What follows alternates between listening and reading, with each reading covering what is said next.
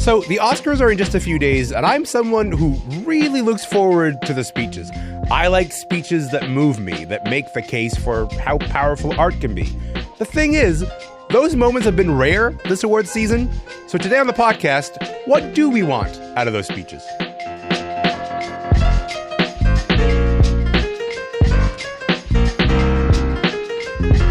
I'm Elamin Abdul-Mahmoud. This is Commotion. You know what the Oscars are to me? Like, sure, yes, they are a way to celebrate phenomenal films. I get it. And it's a fun place to watch people getting dressed up. Also, I understand. But more than anything else, maybe, they're about those unforgettable moments where people say things from the heart when they get up on the stage to accept the little Oscar, and then they're moved and they're taken by the spirit and they give us something that we can't forget. Like when Tom Hanks won for his role in Philadelphia in 1994 and said this. The streets of heaven are too crowded with angels. We know their names.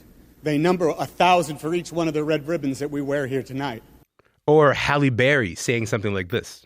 Every nameless, faceless woman of color that now has a chance because his door tonight has been opened. These are transformative moments, okay? The 96th Annual Academy Awards are going to take place on Sunday. And this year, I have a lot of questions about how people are going to use the enormous power of this platform to speak up about things that matter to them and maybe buck the trend so far this award season, because most winners have been playing it quite safe. Hunter Harris is here. Kathleen Newman-Bremang is here. Omar Akkad is here. And we're going to talk about some speeches. Hunter, Kathleen, Omar, welcome to the show. How's everybody feeling? Let's do this. Hello. How's everybody feeling? Hi, Elamin. Hi. Feeling good. Thanks for having me. Hunter, I can't believe I'm saying this, but you're muted. Go ahead, Omar. What were you going to say? Sorry. I was literally going to say hello. That's about all I had prepped for this moment. We're off to a great start. I love this for all of us. Kathleen, I'm going to start with you because right now you're in LA. You are going to the Oscars this year, which is exciting. And every year you post your pictures from the Oscars, and I get jealous and I go, how can I live Kathleen's life? But that's not what this is about. Before we get to that, you know, when you cast your mind back and think about the very best awards moments ever, what makes for a speech that is like truly memorable, do you think? Oh, I mean, the Halle Berry one that you just played, that one came to mind immediately. Another one was Jamie Foxx's acceptance speech for Ray in 2005. It was all the things, you know, that I want an acceptance speech to be. Emotional, funny. You know, he talked about his grandmother, who he said was his first acting coach. And I think about this all the time because he said she would say, act like you got some sense, act like you've been somewhere before while she was disciplining him. And it was just like such a well-written speech and such a well-delivered speech. But aside from that, you know, most of the speeches that come to mind when I think of memorable Oscar speeches are ones that touch on politics or social issues. And I know some people think that award shows are not the time or the place for that. And I understand that sentiment, but there is a precedent for actors using their platforms for good on the Oscar stage.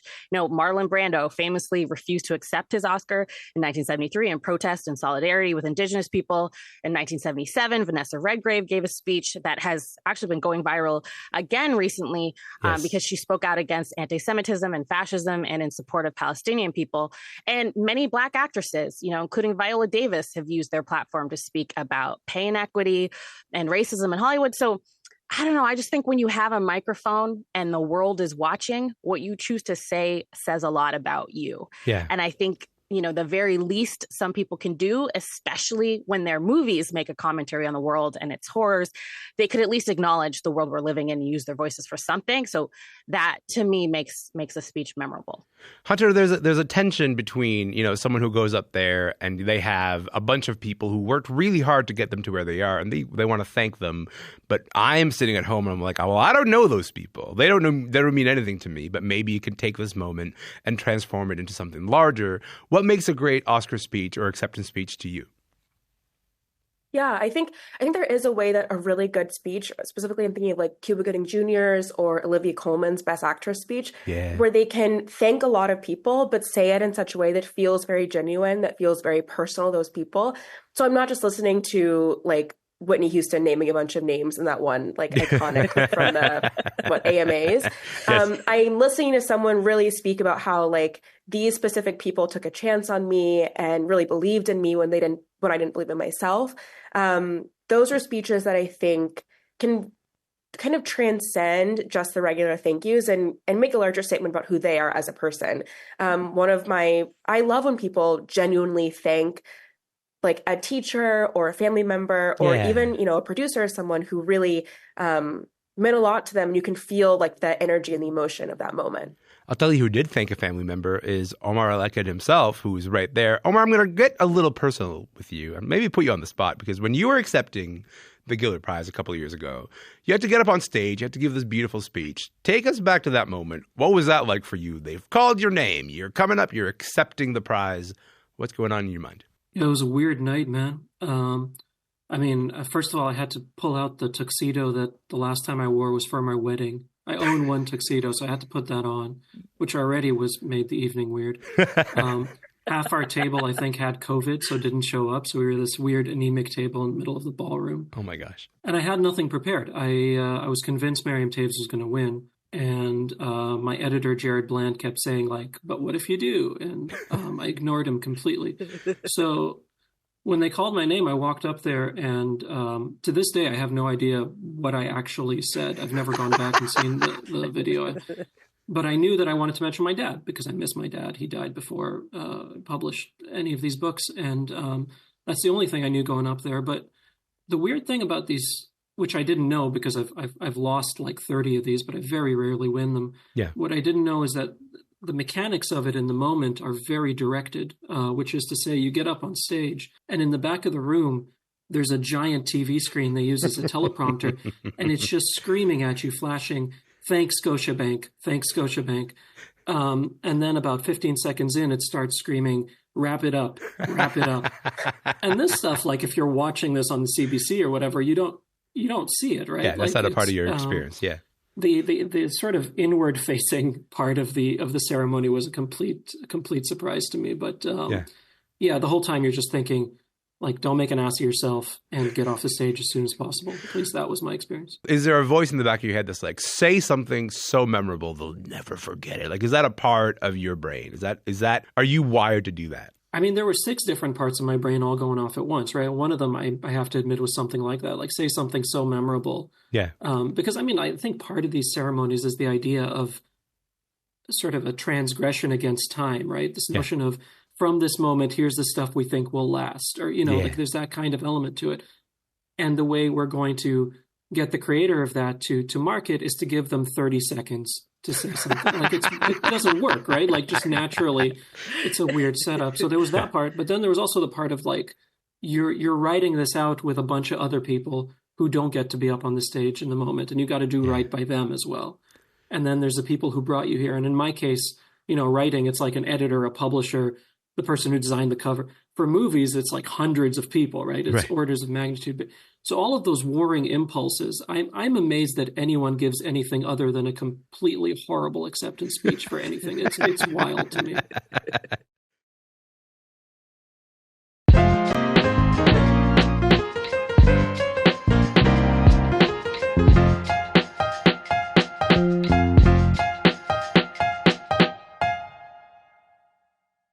Folks who are just joining us, my name is Elamin Abdul-Mahmoud, and this is Commotion. We're talking about the power of award speeches with Hunter Harris, Kathleen, Newman-Bremang, and Omar Akkad.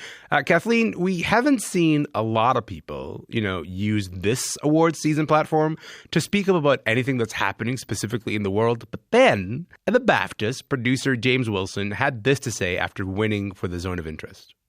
A friend wrote me after seeing the film the other day that he couldn't stop thinking about the walls we construct in our lives, which we choose not to look behind. Those walls aren't new from before or during or since the Holocaust, and it seems stark right now that we should care about innocent people being killed in Gaza or Yemen in the same way we think about innocent people being killed in Mariupol or in Israel. And thank you for recognizing a film that asked us to think in those spaces. Kathleen, I was struck by a lot of things that are happening in that moment. One, I was really struck by the immediate sort of explosion of applause as he said the words Gaza. It's like it seems like there was like sort of a desperation for the artistic community to recognize and be in conversation with the current world that we live in at the moment. But then I was also really struck by the way that this speech seemed to have traveled across the internet, because we've gone through the entirety of awards season and there's barely been any words at all about what is happening right now. And then you get to this moment and it seems like it's a bit of an exhale for some people. So after that speech happened, that seems like, there was like this long silence on the war in Gaza. How did this speech and the way that it was talked about, how did that land for you? Like you said, there has been a lot of silence. And I think that eruption of applause was really interesting for me because I think people are so afraid, maybe rightly so, because they are losing their jobs for speaking out against the genocide that's happening in Gaza.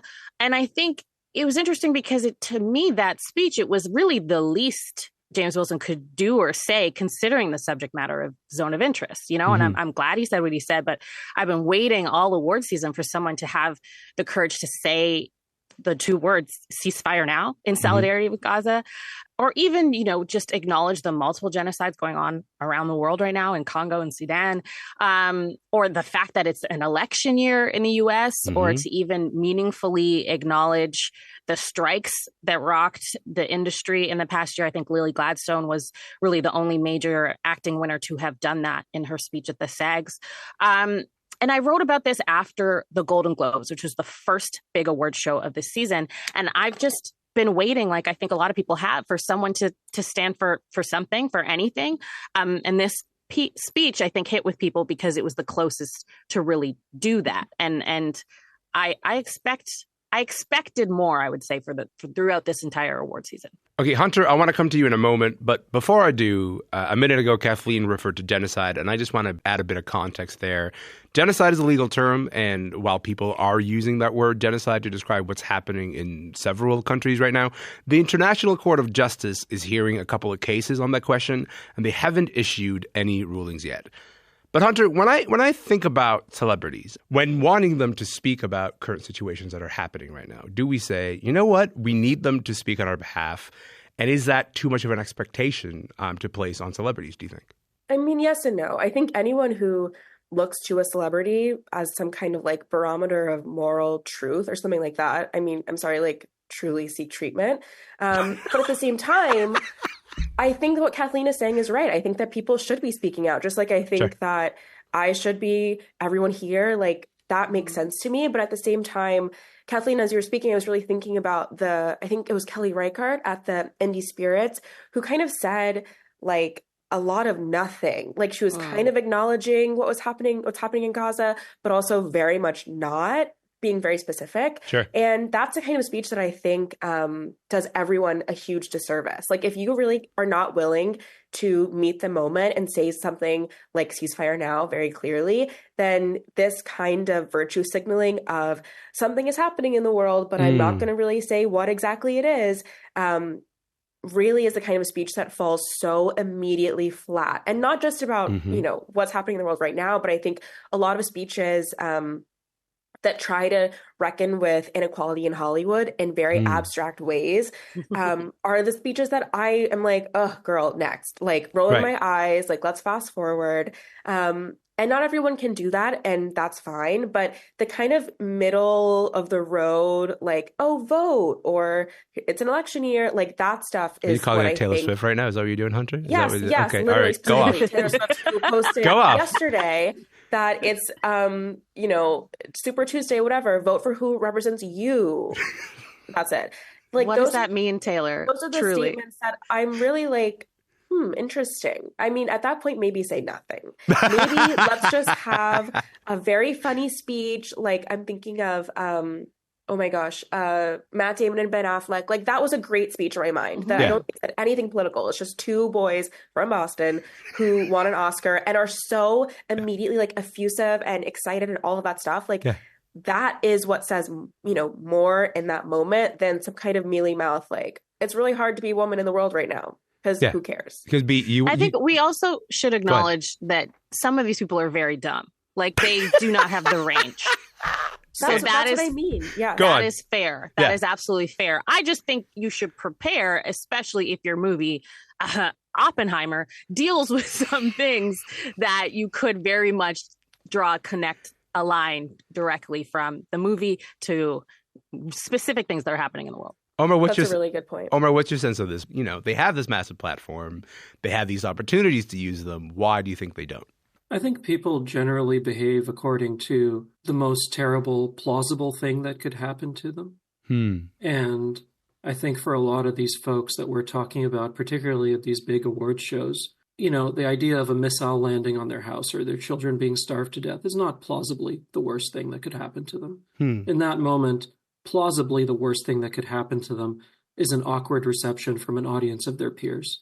And they're behaving accordingly.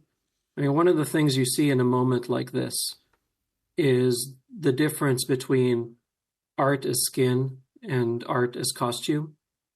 What do you mean by that? And I think there's a lot of these folks who are quite happy to wear art as a costume and to partake in art that in some superficial way tries to contend with serious things, but then when put on the spot to try and contend with serious things in real life are quite happy to do the least possible because, again, you don't want to have an awkward ride in the limo back to the after party because that's the worst plausible thing that could happen to you that night. I am a naturally deeply cynical person, as you well know. I don't know that I expect too much from someone who, again, has a hair and makeup team and a giant entourage lead them onto a stage in front of 1 billion human beings to naturally want to take that moment and say something that matters. I think a lot of people will go out of their way to say something that sounds like it matters. And again, I agree with Hunter completely. That's the worst one. That's the worst outcome, right? When they it's a glancing blow with something that actually has any substance. That to me is so much worse than just avoiding it entirely. It's a different kind of cowardice. People are deeply afraid of getting yelled at. And I wish there was something more profound than that. I wish there was some kind of deep, complex impulse that I could spend a great deal of time autopsying. But I really do think that a lot of people know exactly what's going on, and they know exactly that this might have negative personal or professional repercussions, and so they're going to shut the hell up. I think it's important to illustrate this idea of like the Oscars airs at 8 p.m. It stops airing at 11:30. In LA time, that is 5 to 8:30 p.m.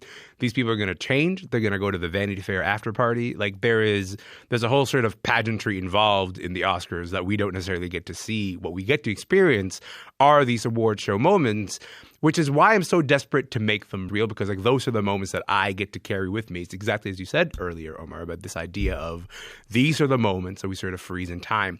So these are the moments that I kind of go, this is the best expression of the art form that there is. This is the way that these artists are choosing to speak to the present, but also to the future, and talk about the role of art right now, and talk about the role of artistic institutions right now. I'm bringing all this up because the Giller Awards were interrupted by pro-Palestinian protesters this year. Some of those protesters still facing charges. Omar, do you think cultural organizations have come to see themselves as venues of protest and free speech, or as targets to these protests? You know, like the idea that they have to sort of spend a bunch of time worrying themselves about being like, oh no, what happens if someone brings the real world into this award show? Yeah, so I was supposed to be at that ceremony, and then a few days before I emailed the organizers and told them I wasn't going, and it wasn't some protest against the Gillers one way or the other. I just didn't feel like celebrating. I didn't feel like being in a celebratory environment. It didn't feel like the moment was conducive to that. And one of the things that struck me is, again, like, if you think that those protesters were in the wrong and that they disrupted everybody's nice evening out, sure, okay. But the amount of silence was what struck me. You know, a lot of people in that room make a living off of art, off of literature, which is the act of trying to say something about what it means to be human.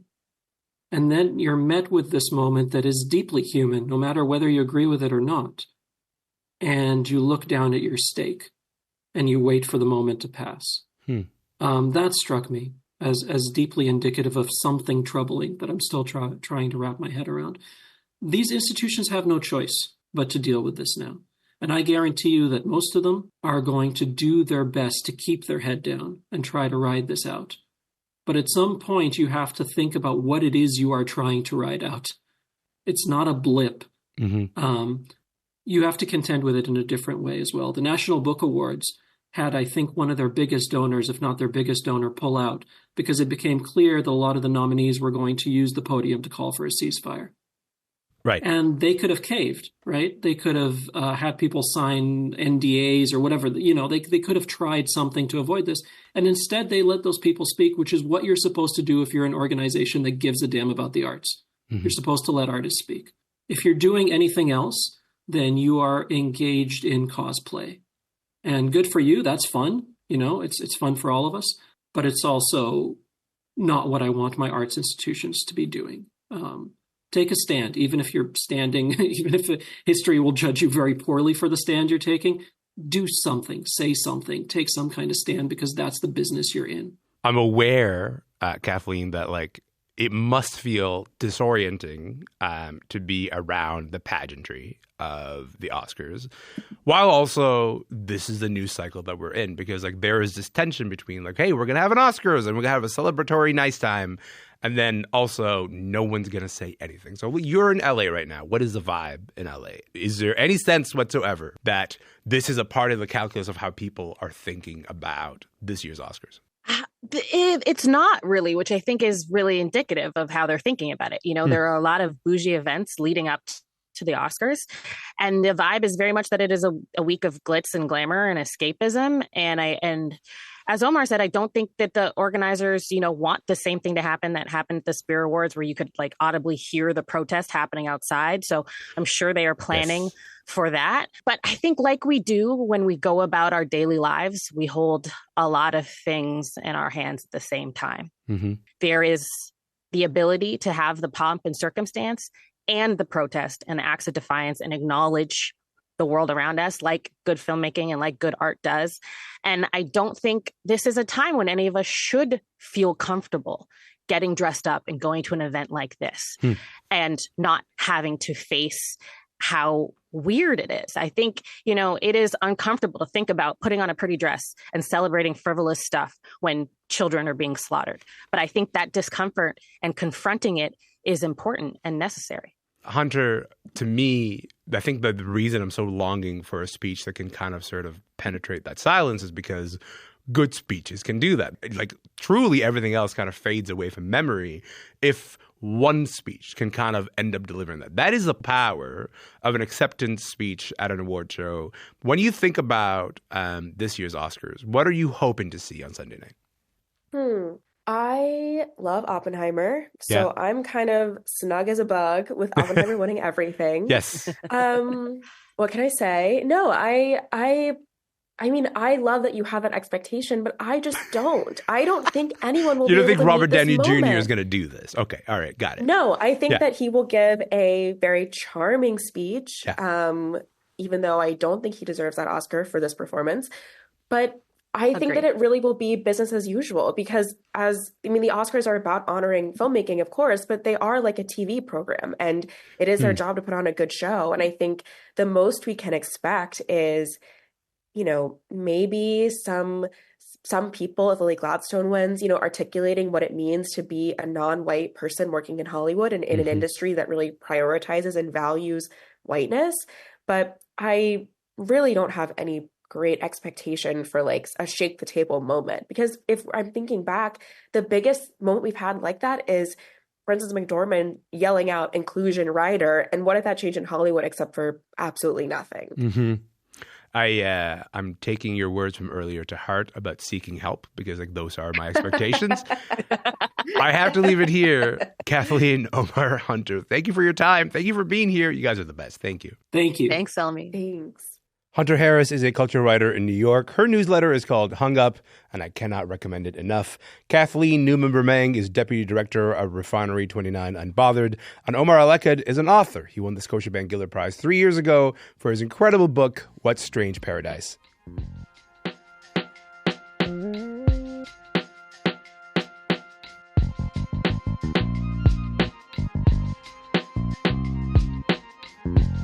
That is it for the podcast today. Remember, you can go back and listen to any episode of Commotion anytime you like, wherever you get your podcasts. If you like this episode, if this episode meant something to you, can I just recommend that you send it to a friend maybe? My name is Elamin Abdul Mahmoud. I'm going to be back tomorrow. I would love to see you then.